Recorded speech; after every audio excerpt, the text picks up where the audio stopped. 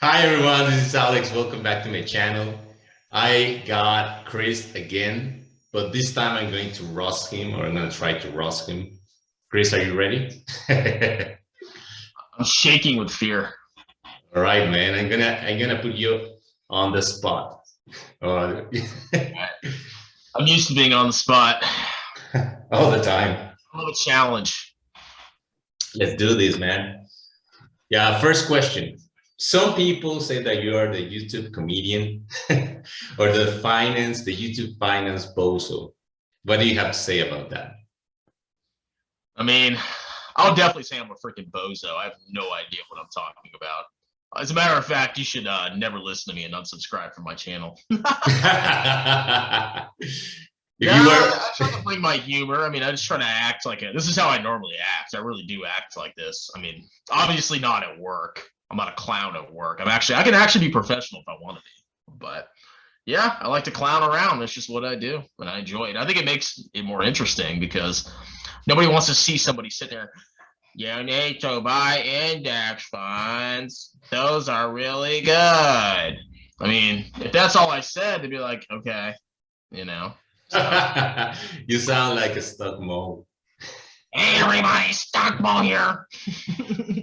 I'm a teacher. Who cares? I'm a teacher. Who cares? I used to manage the pension fund of Pennsylvania. I went to the Senate. He's such a dweeb. I don't know how anybody likes him. I mean, he's a charisma void. I mean, I could see people liking me, Kevin and Jeremy. I mean, they have their own like personalities. Stockmo is just an old dying geezer. There's just nothing there. Yeah.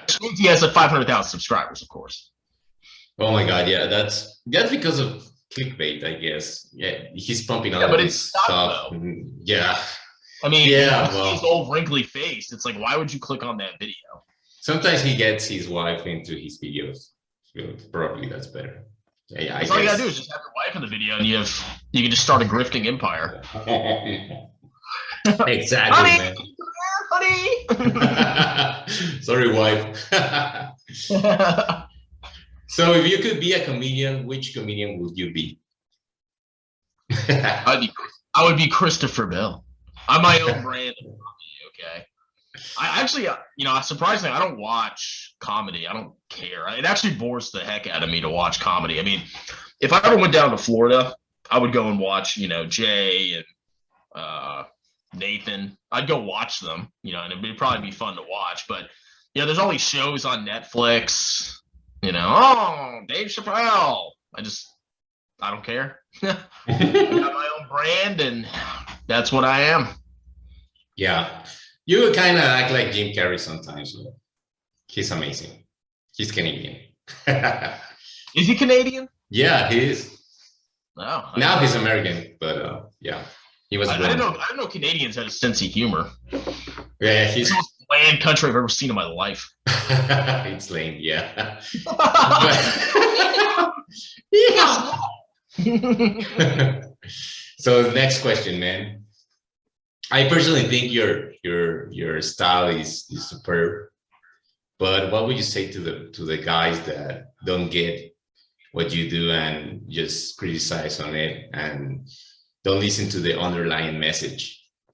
They just get mad at you because you just slay people and make jokes of them. What would you say to? I honestly don't care. Like, I'm not here to make everybody happy. I mean, I fully acknowledge that lots of people don't like my sense of humor. I know that from real life too. There's some people that love me, and there's some people that freaking hate me. A lot of the times they don't get my humor. They think I'm serious, which I try to be serious every once in a while, but usually I'm just joking around. And some people take what I say literally, and they freaking hate me. And you just can't please everybody. So it's like, okay, you think I'm dumb for not buying, poo-poo coin or buying an NFT of a bear taking a dump in the woods? Okay, I guess you think I'm a moron. Whatever. Go back to buying your trash. You're gonna be, selling your butt down at the coal mines in retirement. That's your problem. Yeah. Would you appear in a Millennium Money show? Can you take the heat? Millennium Money. Oh, I would love to go on there, man. I would love to see Jeremy LaFave, or as I call him, Jeremy LaFufu. I would love to see him try to roast me. You don't buy a profitable small cap growth stocks? You're so stupid. Yeah, okay. It's boring, not disruptive. Come on, man. Buy like Tesla. I'm a Tesla.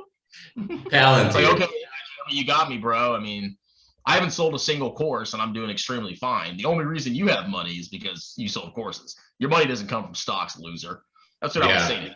And of course, meet Breath. I mean, I've talked about him 1,000 times. Now, me, Kevin, is like, he is intelligent, but I think he's too smart for his own good. He doesn't realize that, trying to be smart is just going to lead you down the poorhouse. It's going to lead you down the wrong path, because you're going to think you're so smart that you can predict, what millions or even billions of different actors in the world are going to do. When you can't, you have no idea what people are going to do. I mean, you can look at historical trends and history and maybe guess, but the stock market's a wild, unpredictable place in the short term. That's why I'm totally against trying to time the market or trade. I always say, the only reason you're buying VTs, you're not going to get these spectacular, 10x returns, but you're going to grow your wealth with the world. And that's all you got to do. You don't have to watch it. You don't have to think about it. You put your money in tax advantage accounts, you buy VT, and you go enjoy your life. And you'll be much better off than a lot of these freaking losers that are, I can beat the market. And then they, sell their stocks. They panic sell their stocks, and they pay massive capital gains taxes. Besides, you get your peace of mind, and you keep it simple, man. So hence my next question, dude.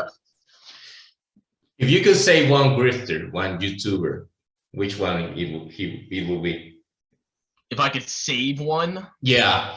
One of the guys at the Millennial Money Show, which one would it be? Would it be Graham?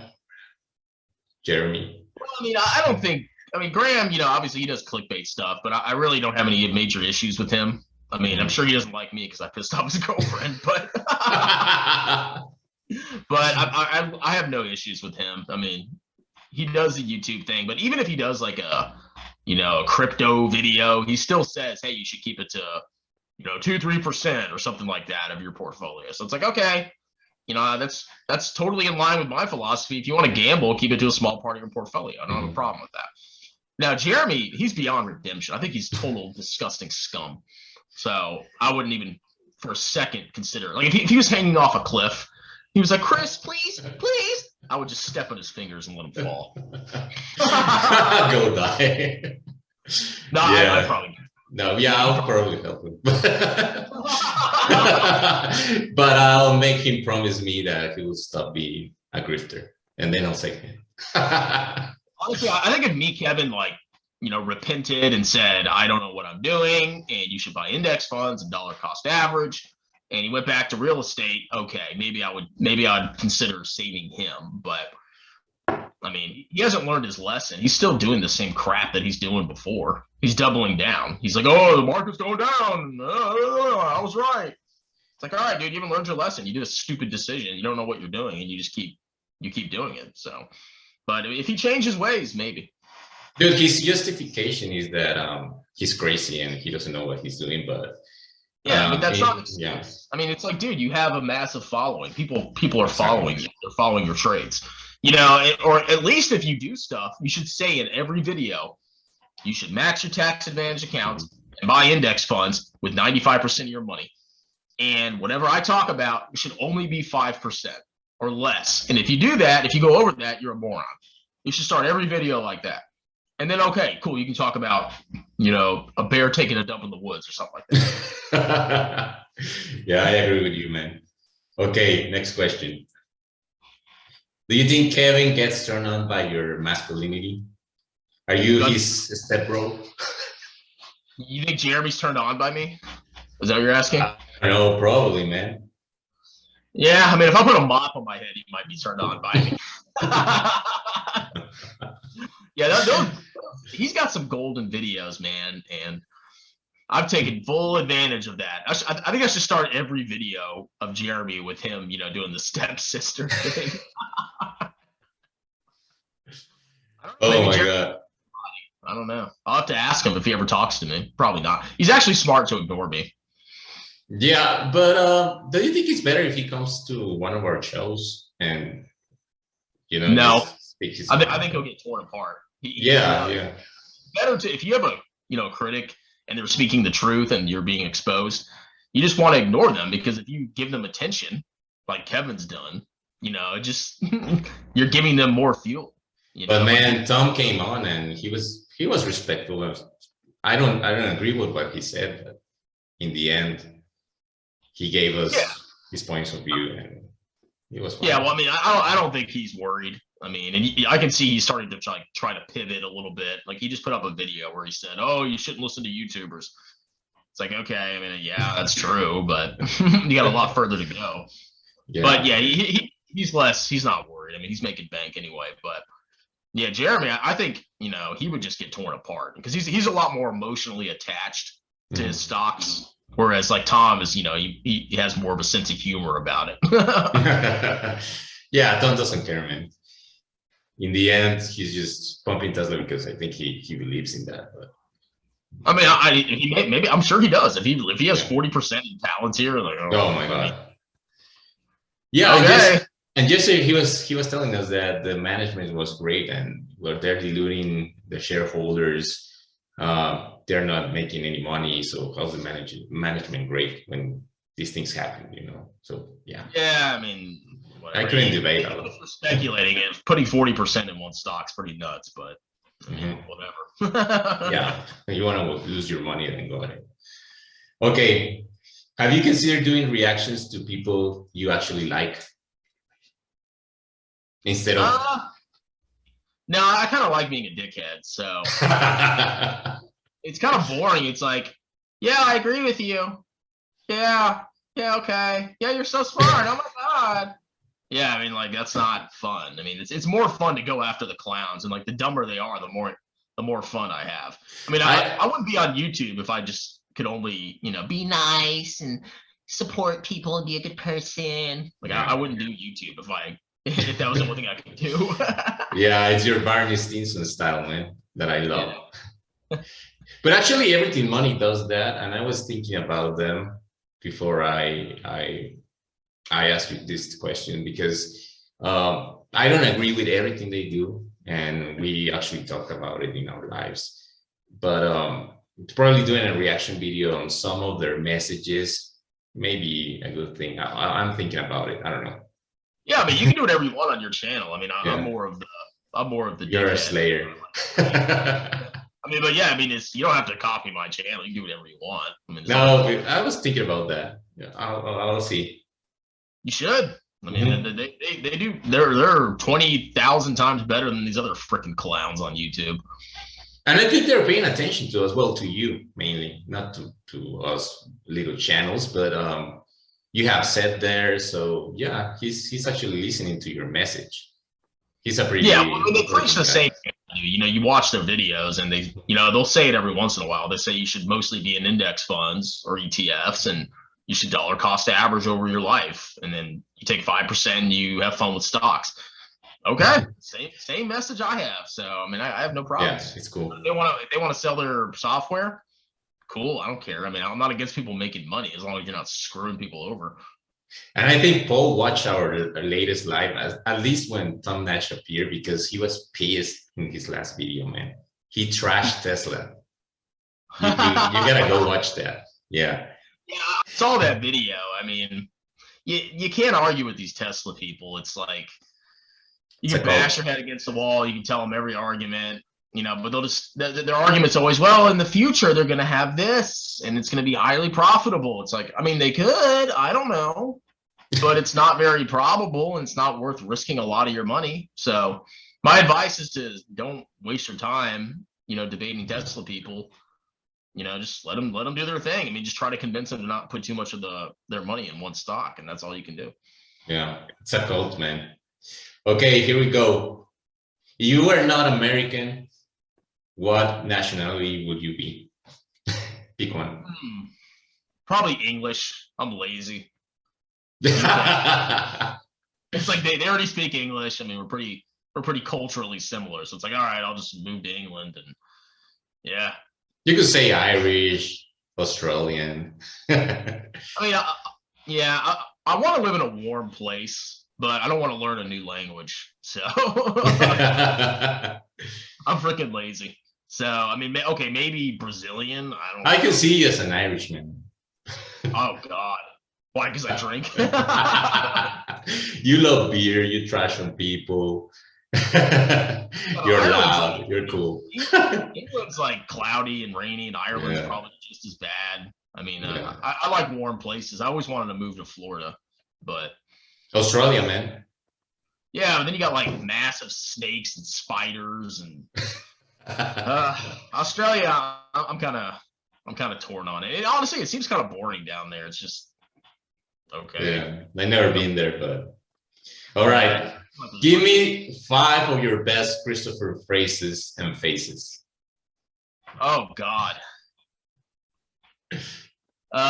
Let's see. It's the future, bro. Not Tesla. That's your most famous one. Let me think. 2 more. Hey everybody, it's Kevin here. And I don't know. Deep breath. Choose. Yes. Yeah, a lot of people don't understand what that is. That's a way of saying bye in like a certain part of Germany. Oh, I didn't know that. Cool. Yeah, because I lived in Germany for a year, and when they say bye, they go choose, and they literally say it like that. So I was like, all right, I'm just all right. I think it's funny. It's pretty funny. We're back to Kevin, man. What would you do if Kevin offers you a 10 grand to stop talking about him, reacting to his video? Would you do it? I need more than that, Kevin. I need more than that. Even I'll sell out for him if you give me like $20 million. Oh yeah, Kevin's great. Woo! Buy his course, bro. I'll sell out in a heartbeat, but 10 grand isn't enough. But he has a family, man, and kids. Come on, don't be mean. You got a family. I mean, like, I'm married. You can't make fun of me, man. It's against the law. Come on, Tom Cash. Make better arguments. I actually like the guy, man. Yeah. I don't know. I mean, you can like people as a person and disagree with them. You know, I could probably like me to spin Kevin if he was if he were like normal. He seems very fake to me, and he's got this very weird, quirky personality. I wouldn't get along with him. I don't know. Yeah, I don't know. Some things I like. So mostly I dislike the guy, but yeah, probably I'm too good of a guy. Okay, will you stop doing YouTube videos once you get your financial independence? No, because I mean, when I define financial independence as not being able to have a full-time job, but that doesn't mean that I have to stop generating income. And honestly, it's fun to me. You know, I come on here and I make a quick video or two, and I enjoy doing it, and I enjoy entertaining people. So, no, I probably wouldn't stop unless a better opportunity arose. But I mean, I don't know what else I'd want to do. So, I'll probably be on here for a long time unless YouTube bans me. I don't think that's going to happen, man. They're making a lot of revenue from you. Yeah, they're making bank from me. Yeah. So, dude, what would you do if you had your financial independence? I think you're a very smart guy. So you're one of those guys that don't stop doing things and creating. You are like that. So you'll probably write another book, give classes, lessons.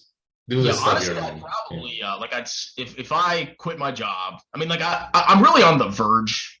Like I probably could do it if I wanted to, but I'm not ready yet because I want to get highly skilled in accounting, specifically in tax, as a backup in case all my other side incomes don't work out. But once I get to a point where I'm comfortable and I can really go 100% self-employed, I mean, what I would do is just make sure I worked out every day. I'd probably write a couple books, maybe even like fantasy. I've always wanted to write like a fantasy book, something like that. So it wouldn't necessarily be about, finance, but I think it'd be fun to try. Even if the book flopped, it's like, okay, well, it doesn't matter. So So tell me other things you like besides finance. I mean, People don't. yeah, I like exercising. I like running. I like lifting weights. I like reading fantasy books. You know, all that stuff. I like traveling. I like seeing new places. You know, I definitely do want to go to. I want to do like a month-long Asia, you know, mega vacation, and then I want to do like a month-long Europe vacation. So that's kind of a long-term goal that I'm definitely going to do once I have enough money. But yeah, I mean that's pretty much it. I mean, I work, I do YouTube, I work out. That's that's basically it. That's amazing, dude. So do you speak a little Spanish? You once told me that. Could you say a phrase or anything you want to say in Spanish? Yeah, I used to be almost fluent in high school, and then I just completely dumped it. But me amo Alexander Gardea, la gente de México y los Estados Unidos, y Meat Breath Kevin es una puta.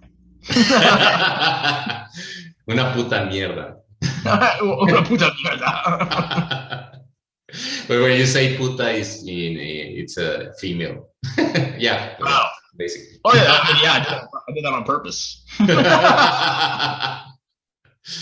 And he's gonna be down in Tijuana selling his ass in the near future. I don't know where Jay gets his stuff from, man. He's from the silent generation, man. Yeah, he was born before the Great Depression. He's lived through a lot. Yeah.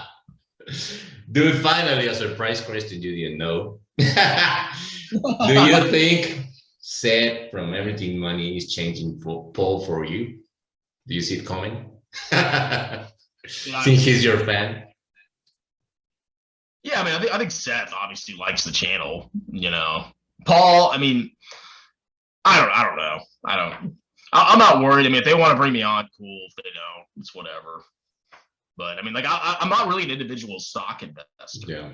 Whereas Paul is. I mean, I've dabbled in stocks, but I just index, and that's all I do. So, I mean, I could go on there and talk about why it's good, but you know, if you want to talk about, oh, should I buy the dip on this stock? It's like, I don't have time, man. I don't have freaking time. Yeah, people don't understand that we are mainly bogleheads. We do gamble, not gamble, because we get stocks that are actually fundamentally sound. But well, I do that, so that's why my channel is value head, because it's a boglehead value kind of game, war game, something like that. But yeah, I'm mainly a boglehead, and you are also a boglehead, but that doesn't mean you don't have the tools to analyze a stock. I've seen it, and some of your best videos are analyzing stocks, individual stocks. You probably won't get them, but you know how to do it. And I mean, do you actually replicated the Everything Money tool? So yeah, I mean, because I have an accounting background. Mm-hmm. So once you understand accounting, you know how to read financial statements, and you're like, oh, I mean, I didn't know much about finance. Like, I honestly, before 2020, I had never bought an individual stock, and I really didn't know how to value stocks. But once 2020 came around, I was like, all right, maybe I should look into this. And then, you know, I learned about, okay, you just project future cash flows. I can find that on the financial statements. And then you apply a discount rate. I've done that in accounting. And then that gives you the present value of all the future cash flows, and that's your stock price. You know, I mean, it's really not. If you have an accounting background, it's not hard to teach yourself. Yeah, I had to teach myself through that because I'm a lawyer. Yeah, I mean, like it takes time. Like I said, I had no freaking clue how. I didn't even know how to buy a stock. Like my friend told me he bought a stock on Robinhood, and I was like, how do you do that? I only knew how to buy mutual funds. I was like, okay. Maybe I'll try this, and yeah. Yeah, so hopefully more people get into BT and max their Roth IRA and the tax advantage accounts. That's the way to do it. Goal. I mean, I think you know, if the market keeps, you know, taking a crap and all these grifters just keep getting annihilated, that just only builds our case. You know, I mean, it's going to be a long run battle. But I think you're winning it, man. But I don't know if you're ever gonna win it, but at least people are listening to you. And the case being that Tom Nash and said are listening to you, that's huge. Not everyone has that. They are mainly one of the biggest financial YouTubers out there, so it's not easy. It takes time. Like, I mean, I've done like 500, 600 YouTube videos, and half of them, got like 50 views. Yeah. And I was like, you know what? I know the message works, and I'm just going to keep doing it. And then I eventually pivoted more towards crapping on stupid stocks, and that kind of helped my channel grow. I mean, I'm not a huge channel by any means, but I've definitely found a way to help myself grow. And then the Meet Kevin drama really helped me. First it was Jeremy, now it's Meet Kevin. I believe Meet Kevin has maybe more fans than Jeremy. Oh yeah, Meet Kevin is printed tindies for my channel. So. Freaking hypesters. And he just keeps making the same mistakes. He just gives me more ammunition, man.